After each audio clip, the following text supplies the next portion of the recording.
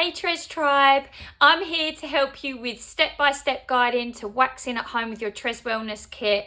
Now, before you test any of the wax on your body where you're about to wax, you just want to put a little patch on your wrist here to make sure that the wax isn't too hot. It should feel warm but not burning, and that's really important to make sure that we wax safely and efficiently at home. So we're going to talk about the chin area. Now, not everyone gets fluff on the chin, but it is more popular to find as we get older. Our hormones make hair grow in areas that we don't particularly want it. And if you're someone with dark hair, you'll know how embarrassing it is if you're conscious of having hair on your face. So before we get started with anything else, we want our pre-wax cleanser.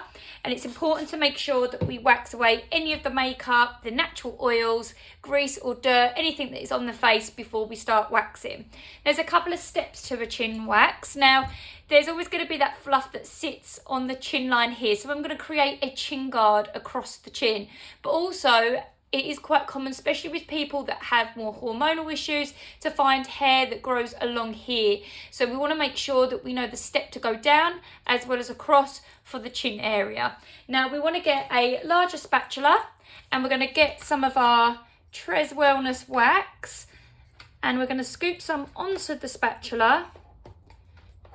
Pick up a nice amount on my wax, that's it.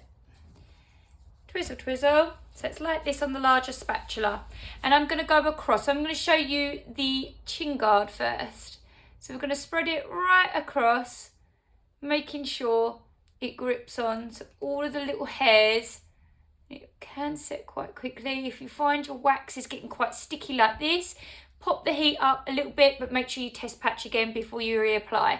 Now, once it's gripped onto all of the hairs, you will see that I was pulling the hairs this way.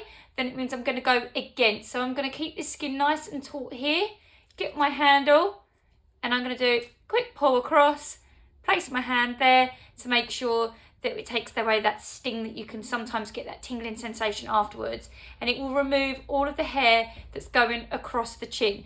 Now, if you have hair that's going further down the neck, then you want to get another large spatula and you want to run it going downwards in the direction of hair growth. So to show you what I mean, you want to go from here and down. You can do this in a couple of stages to save you dripping wax down any of your clothes. So you can do this section, then another section here, and if you have further down the sides, you can do them as well. So you want to make sure that it's all into them hairs. Make sure you don't squeeze any pressure here when you go to make your skin nice and taut and tight. Kind of pull and stretch the skin from the side here. It will stop you obviously choking yourself, as we don't want to do when we wax. So just keep your skin nice and tight at the side here. Get your handle, one pull up quick and off. And just make sure you're always pulling against the hair growth.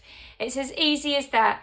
Once you're done, you want to get your after wax spray on a fresh bit of cotton pad, just a slight spray, just to take away any of that natural pink redness that we get after waxing, and also just to make sure that it makes the skin feel lovely and smooth, take any sticky residue that's got left on the skin, and it's as easy as that.